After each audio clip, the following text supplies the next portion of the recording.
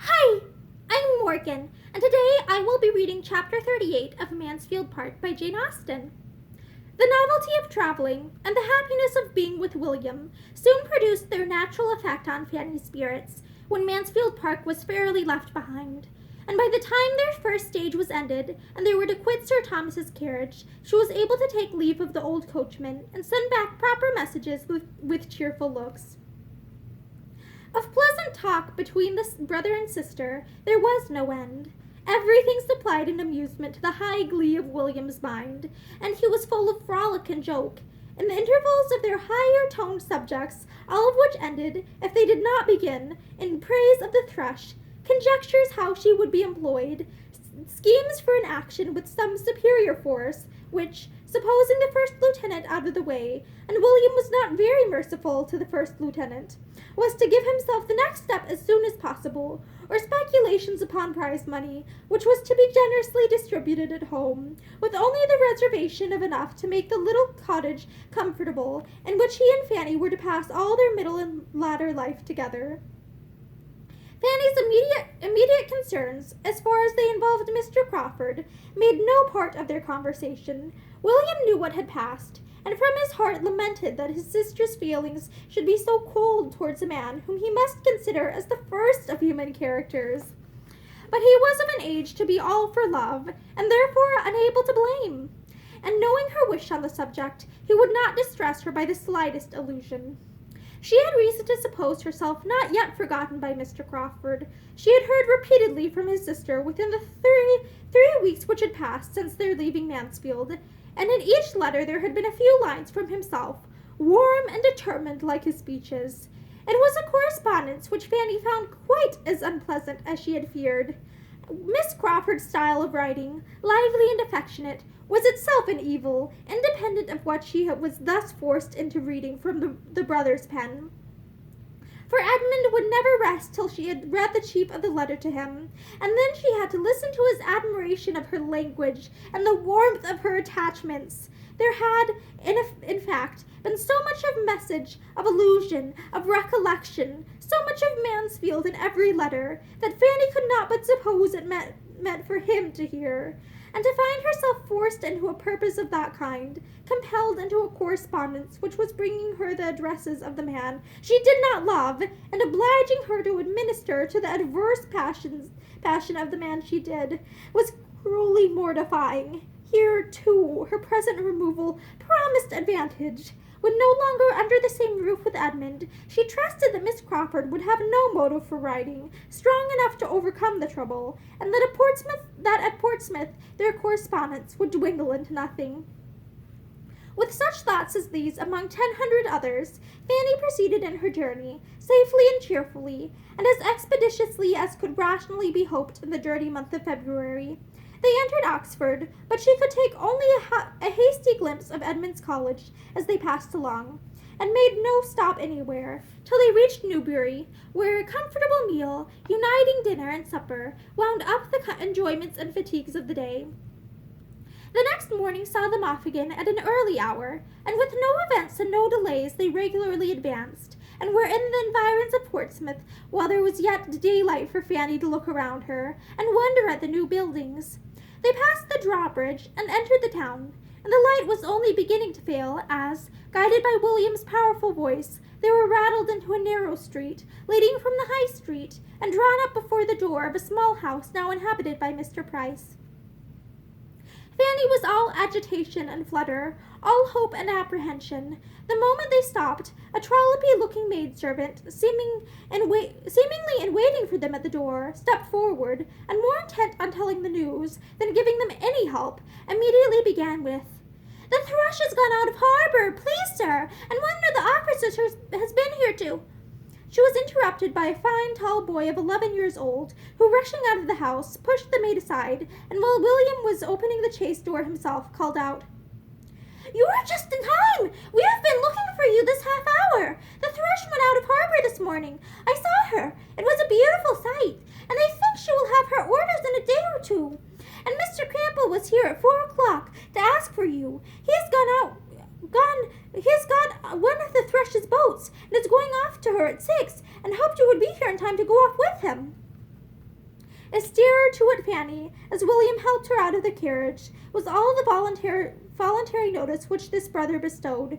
But he made no objection to her kissing him, though still entirely engaged in detailing farther particulars of the Thrush's going out of harbor, in which he had a strong right of interest, being to commence his career of seamanship in her at this very time.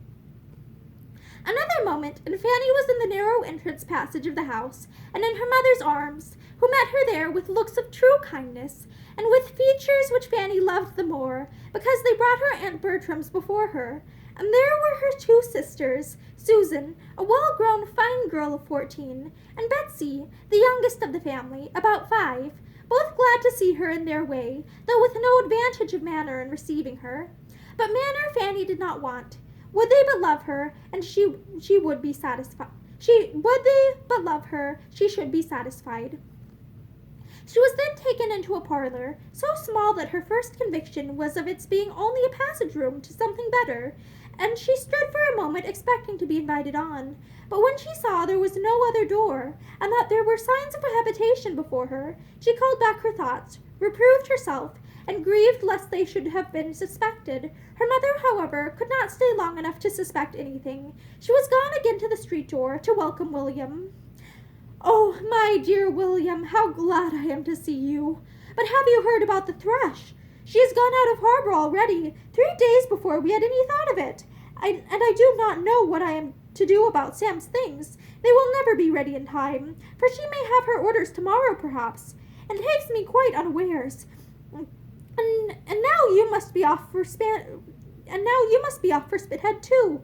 Campbell has been here, quite in a worry about you, and now what shall we do? I thought to have had such a comfortable evening with you, and here everything comes upon me at once."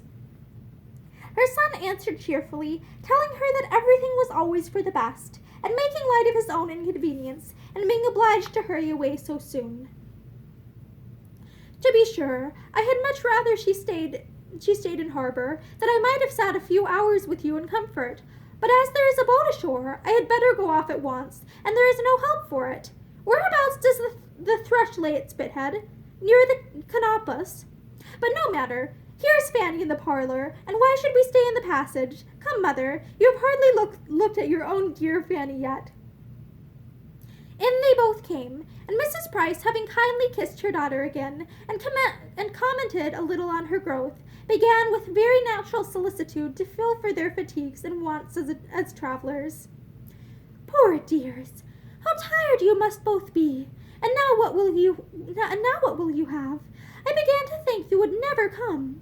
Betsy and I have been watching for you this half hour. And when did you get anything to eat? And what would you like to have now? I could not tell whether you would be for some meat, or only a dish of tea after your journey, or else I would have got something ready. And now I am afraid Campbell will be here before there is time to dress a steak, and we have no butcher at hand. It is very inconvenient to have no butcher in the street. We were better off in our last house. Perhaps you would like some tea, as soon as it can be got." They both declared that they should prefer it to anything. "Then, Betsy, my dear, run into the kitchen, and see if Rebecca has put the water on, and tell her to bring in the tea things as soon as she can. I wish we could get the bell mended. But Betsy is a very handy little messenger." Betsy went with alacrity, proud to show her abilities before her fine new sister.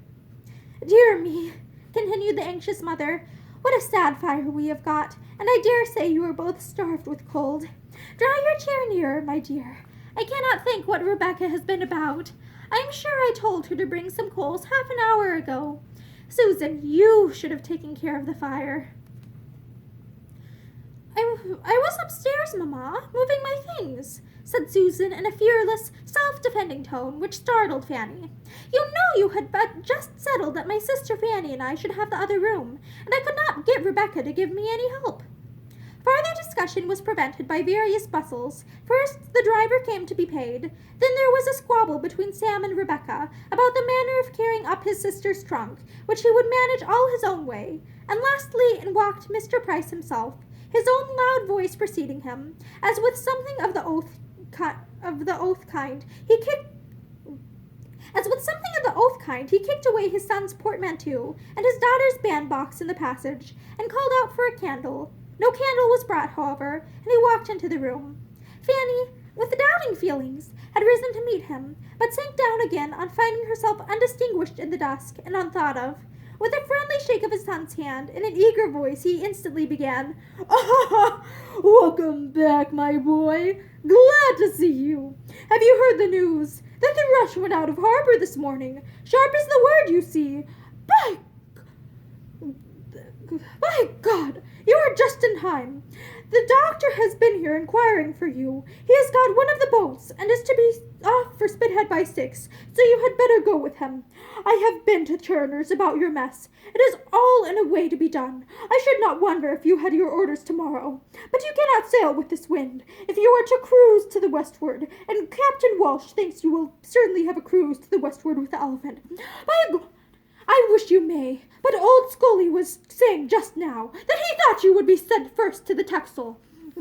Well, we are ready, whatever happens, but by God, you lost a fine sight by not being here in the morning to see the Thrush go out of harbor. I would not have been out of the way for 1,000 pounds.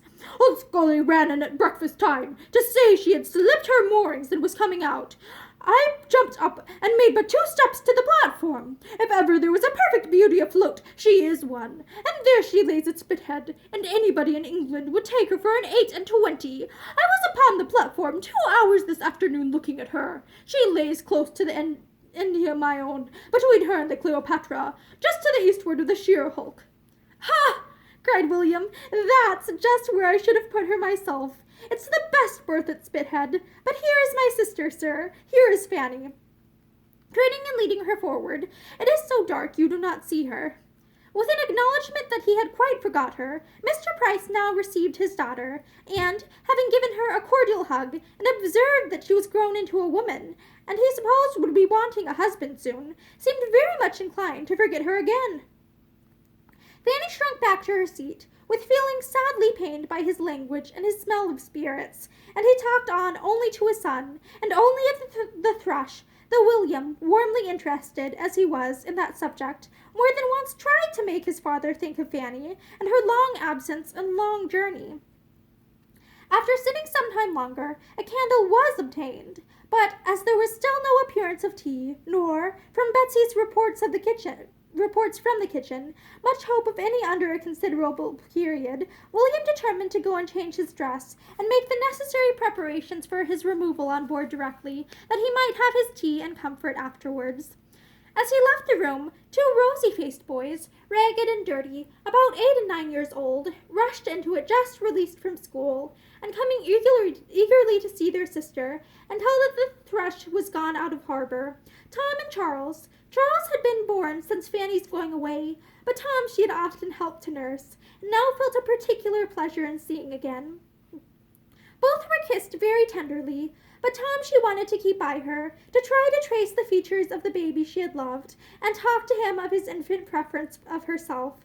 Tom, however, had no mind for such treatment. He came home, not to stand and be talked to, but to run about and make a noise. And both boys had soon burst away from her, and slammed the parlor door till her temples ached. She had now seen all that were at home. There remained only 2 brothers between herself and Susan, one of whom was clerk in a public office in London, and the other midshipman on board an Indiaman. But though she had seen all the members of the family, she had not yet heard all the noise they could make. Another quarter of an hour brought her a great deal more. William was soon calling out from the landing place of the 2nd story for his mother and for Rebecca. He was in distress for something that he had left there and did not find again. A key was mislaid, Betsy accused of having got at his new hat, and some slight but essential alteration of his uniform waistcoat, which he had been promised to have done for him, entirely neglected. Mrs. Price, Rebecca, and Betsy all went up to defend themselves, all talking together, but Rebecca loudest, and the job was to be done, as well as it could, in a great hurry. William trying in vain to send Betsy down again, or keep her from being troublesome where she was, the whole of which, as almost every door in the house was open, could be plainly distinguished in the parlor, except when drowned at intervals by the superior noise of Sam, Tom, and Charles chasing each other up and down stairs, and tumbling about and hallooing. Fanny was almost stunned. The smallness of the house and the thinness of the walls brought everything so close to her that, added to the fatigue of her journey and all her recent agitation, she hardly knew how to bear it.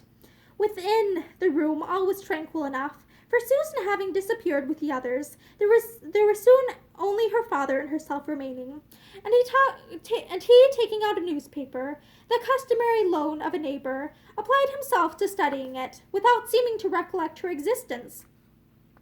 The solitary candle was held between himself and the paper, without any reference to her possible convenience, but she had nothing to do, and was glad to have the light screened from her aching head, as she sat in bewildered, broken, sorrowful contemplation.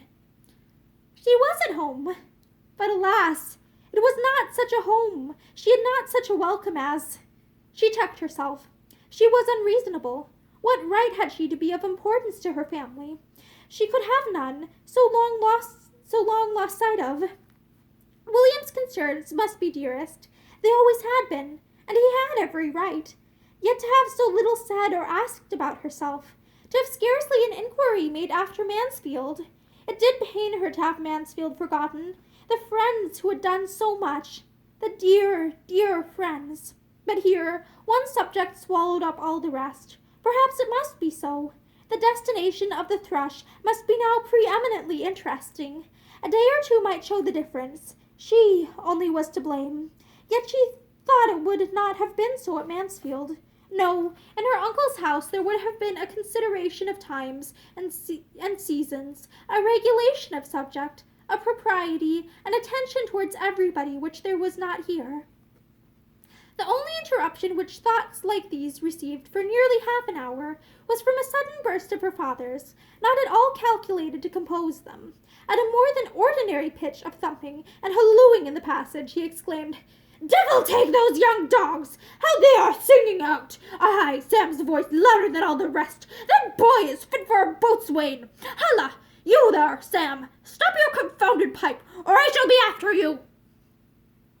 This threat was so palpably disregarded that though within 5 minutes afterwards the three boys all burst into the room together and sat down, Fanny could not consider it as a proof of anything more than their being for the time thoroughly fagged, which their hot faces and panting breaths seemed to prove, especially as they were still kicking each other's shins, and hallooing out at sudden starts immediately under their father's eye. The next opening of the door brought something more welcome. It was for the tea things, which she had begun almost to despair of seeing that evening. Susan and an attendant girl, whose inferior appearance informed Fanny, to her great surprise, that she had previously seen the upper servant, brought in everything necessary for the meal. Susan, looking as she put the kettle on the fire, and glanced at her sister, as if divided between the agreeable triumph of showing her activity and usefulness, and the dread of being thought to demean herself by such an office. She had been into the kitchen, she said, to hurry Sally and help make the toast, and spread the bread and butter, or she did not know when they should have got tea, and she was sure her sister must want something after her journey. Fanny was very thankful. She could not but own that she should be very glad of a little tea, and Susan immediately set about making it, as if pleased to have the employment all to herself, and with only a little unnecessary bustle, and some few injudicious attempts at keeping her brothers in better order than she could, acquitted herself very well. Fanny's spirit was as much refreshed as her body. Her head and heart were soon the better for such well-timed kindness. Susan had an open, sensible countenance. She was like William, and Fanny hoped to find her like him in disposition and goodwill towards herself. In this more placid state of things, William re-entered, followed not far behind by his mother and Betsy. He, complete in his lieutenant's uniform, looking and moving all the taller, firmer, and more graceful for it, and with the happiest smile over his face, walked up directly to Fanny, who, rising from her seat, looked at him for a moment in speechless admiration, and then threw her arms round his neck to sob out her various emotions of pain and pleasure. Anxious not to appear unhappy, she soon recovered herself, and wiping away her tears, was able to notice and admire all the striking parts of his dress, listening with reviving spirits to his cheerful hopes of being on shore some part of every day before they sailed, and even of getting her to Spithead to see the sloop. The next bustle brought in Mr. Campbell, the surgeon of the Thrush, a very well-behaved young man, who came to call for his friend, and for whom there was with some contrivance found a chair, and with some hasty washing of the young tea-makers, a cup and saucer, and after another quarter of an hour of earnest talk between the gentlemen, noise ringing upon noise, and bustle upon bustle, men and boys, at last all in motion together, the moment came for setting off. Everything was ready. William took leave, and all of them were gone, for the three boys, in spite of their mother's entreaty, determined to see their brother and Mr. Campbell to the Sallyport, and Mr. Price walked off at the same time to carry back his neighbor's newspaper. Something like tranquillity might now be hoped for, and accordingly, when Rebecca had been prevailed on to carry away the tea things, and Mrs. Price had walked about the room some time looking for a shirt sleeve, which Betsy at last hunted out from a drawer in the kitchen, the small party of females were pretty well composed, and the mother, having lamented again over the impossibility of getting Sam ready in time, was at leisure to think of her eldest daughter and the friends she had come from. A few inquiries began, but one of the earliest. How did her sister Bertram manage about her servants? Was she as much plagued as herself to get tolerable servants? Soon led her mind away from Northamptonshire, and fixed it on her own domestic grievances, and the shocking character of all the Portsmouth servants, of whom she believed her own two were the very worst, engrossed her completely. The Bertrams were all forgotten in detailing the faults of Rebecca, against whom Susan had also much to depose, and little Betsy a great deal more, and who did seem so thoroughly without a single recommendation that Fanny could not help modestly presuming that her mother meant to part with her when her year was up.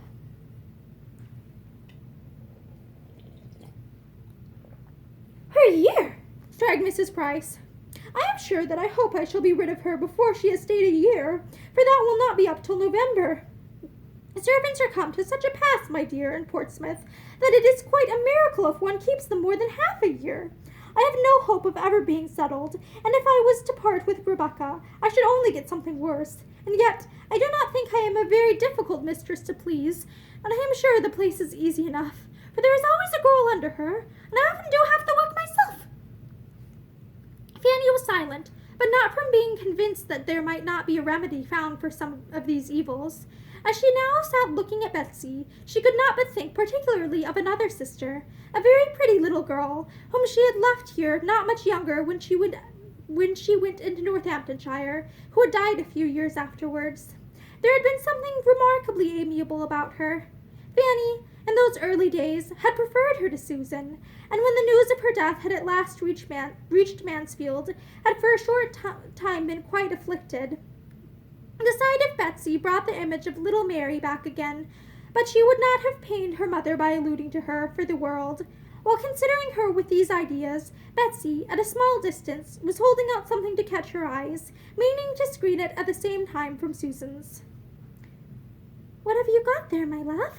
said Fanny. "Come and show it to me." It was a silver knife.